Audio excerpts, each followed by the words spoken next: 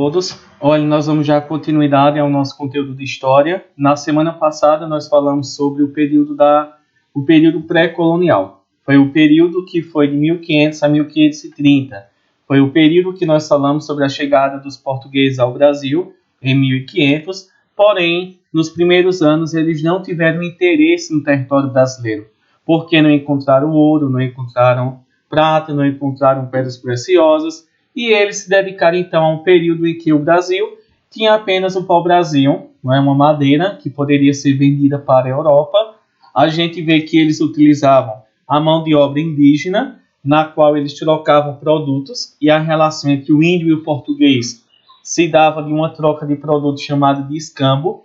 E a gente vê que a economia naquela época, de 1500 a 1530, era uma economia extrativista. Uma economia que era baseada principalmente na retirada de matérias-primas, como a madeira, para levar para a Europa, para produzir móveis, produzir casas. E assim a gente vai observar então que foi o Brasil pré-colonial. Se a gente observar, durante os primeiros 30 anos do período da colonização brasileira, esse período que a gente vai observar foi um período em que os portugueses eles não tiveram interesse em colonizar, não tiveram interesse em povoar o território brasileiro. Então, se a gente observar, vai ser o período em que o Brasil ele foi desprezado pelos portugueses, no qual eles não tinham interesse em vir morar no Brasil, em desenvolver e muito menos em morar aqui no Brasil. Então, eles se preocupavam até 1530 com o território das Índias. A gente vai observar, por exemplo, aí, que durante esse período, né, em 1500, de 22 de abril de 1500, vai ser um ano em que os portugueses chegaram ao Brasil. A gente vai observar que eles realizaram a primeira missa. Aqui no Brasil existiam várias tribos indígenas, como Tupi-Guarani, Ugê, Aruaque, o Caribe, Charrua, Pano, Tucano e outros. Os Tupinambás, que viviam lá na região do Rio de Janeiro, que eram canibais.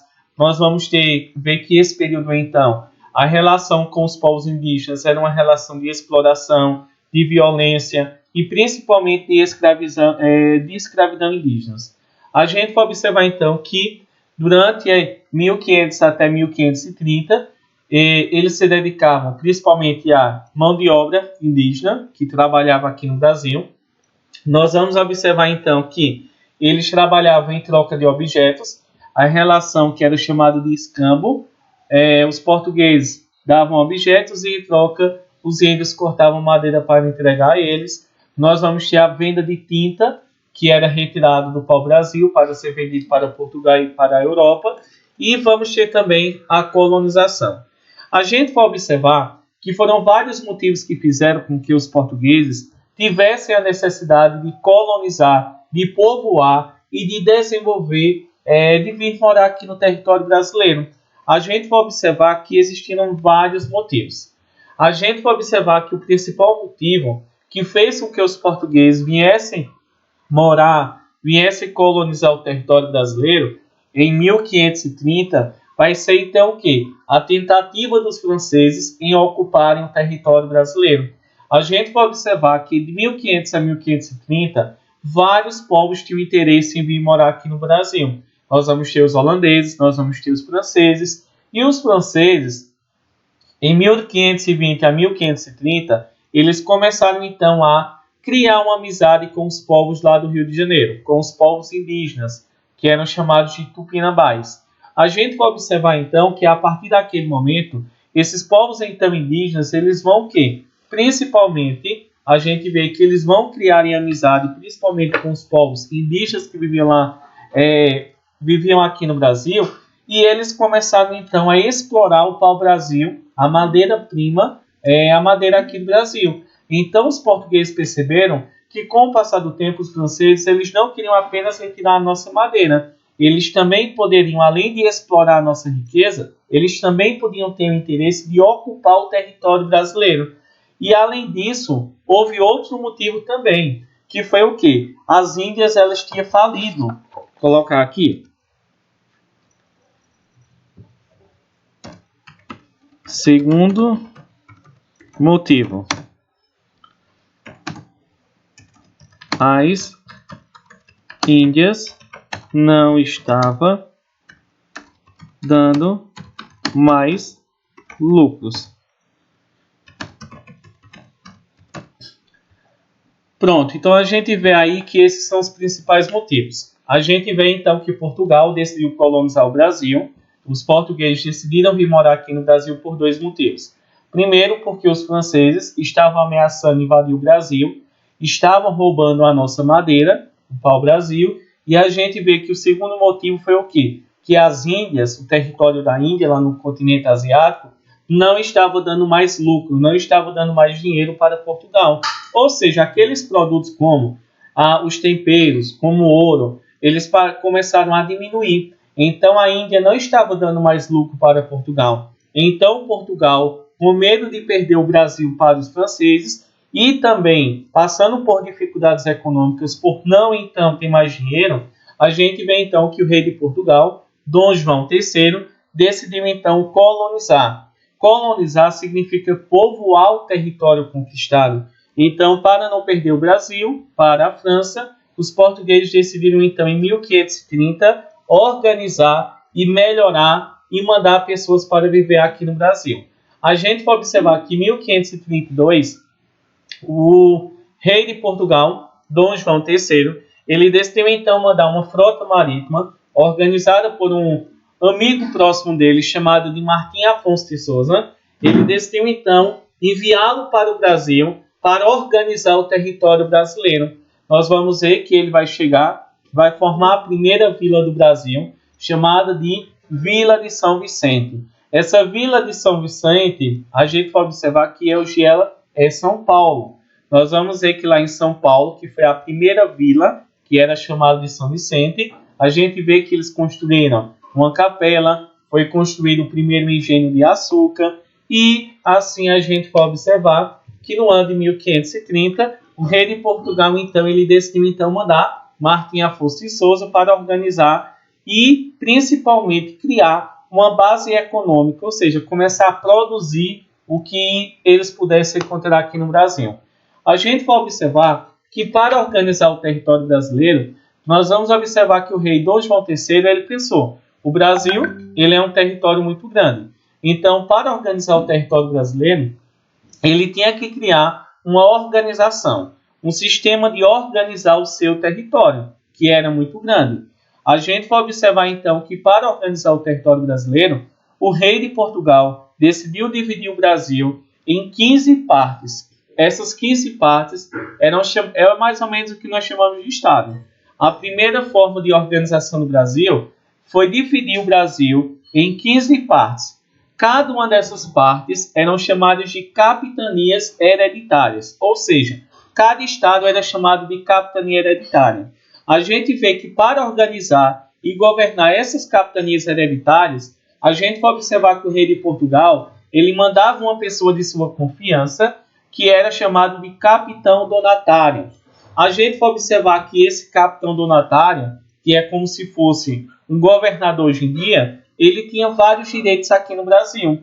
Ele poderia povoar, ele deveria proteger aquele território e, principalmente, ele deveria plantar cana-de-açúcar nos territórios aqui do Brasil. E, a partir desse momento, vocês estão vendo aí que o Brasil, então, o rei de Portugal, então, decidiu dividir o Brasil em 15 partes, que eram chamadas de capitanias hereditárias. A gente vê que essas capitanias hereditárias, as únicas que conseguiram sobreviver, que tiveram grande importância econômica, foram duas.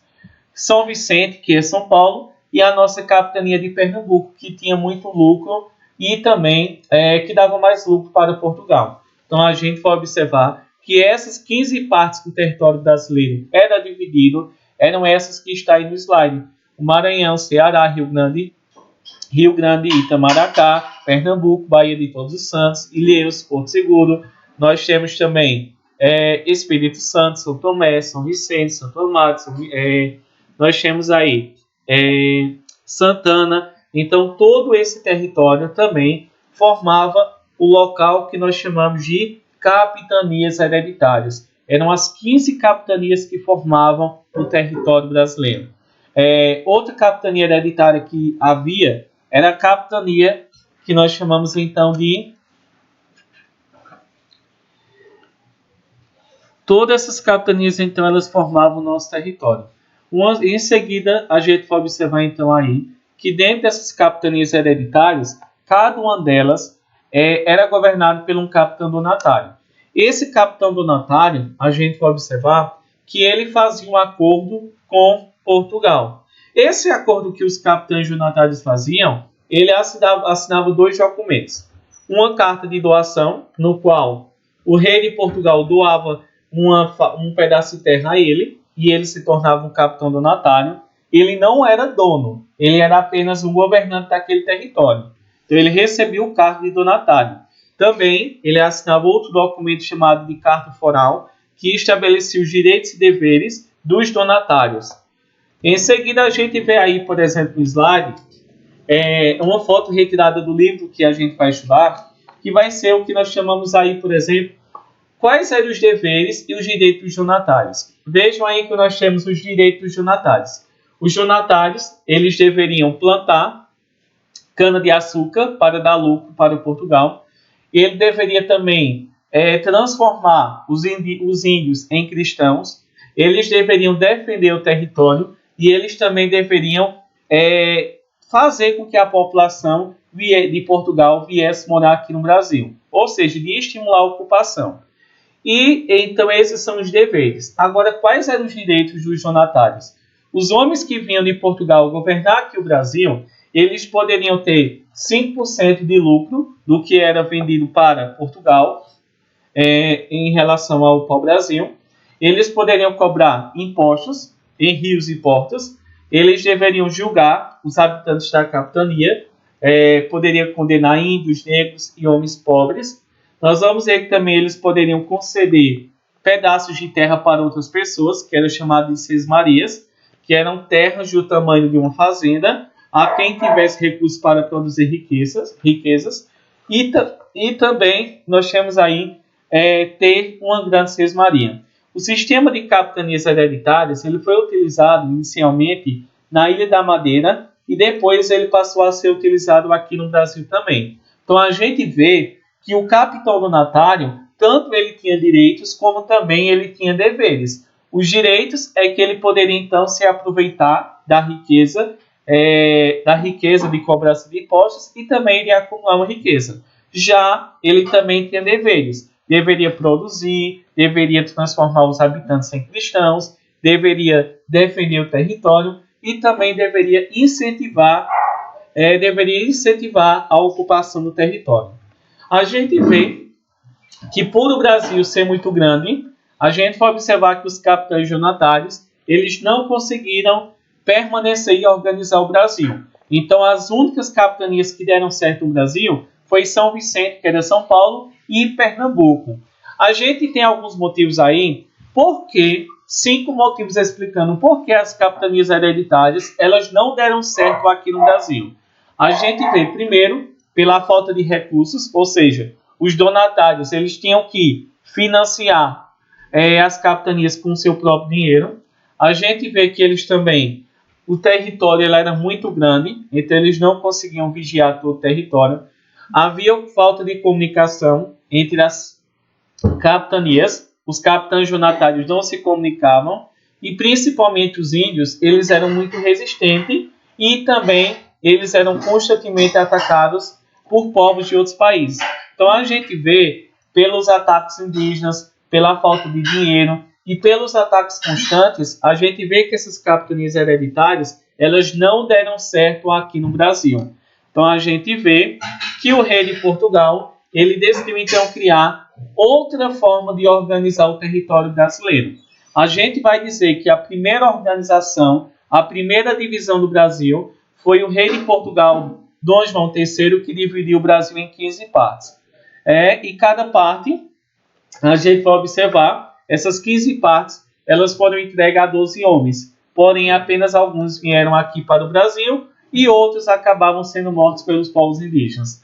A gente vê que dividindo o Brasil em 12 homens, em 15 partes, não deu certo. Ele decidiu então que para governar o Brasil era preciso colocar apenas uma pessoa. Então ele decidiu criar uma nova forma de organizar o Brasil. E como se chamou essa nova forma de organizar o Brasil?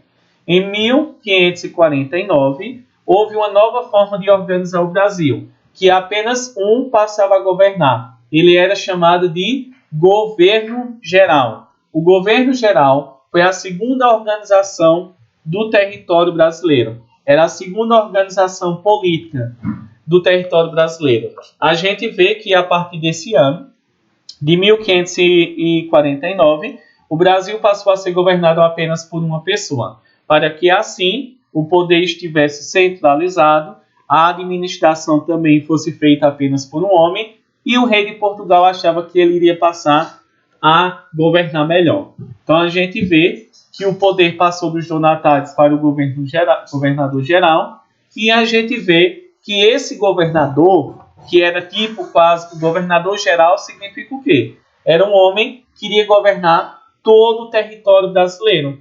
Só que esse governador geral, que seria quase que um presidente, que ia governar todo o território, ele não governava só. Ele tinha o apoio de um capitão-mor para defender o território, ele tinha o apoio de um ouvidor-mor, que cuidava da justiça, e também tinha o apoio de um provedor-mor, que cuidava das finanças. Então a gente vê que o governo geral foi a segunda organização política do Brasil, mas que realmente eles estavam mais organizados. Era apenas um, e ele também tinha a ajuda de 3 funcionários para governar todo o território brasileiro.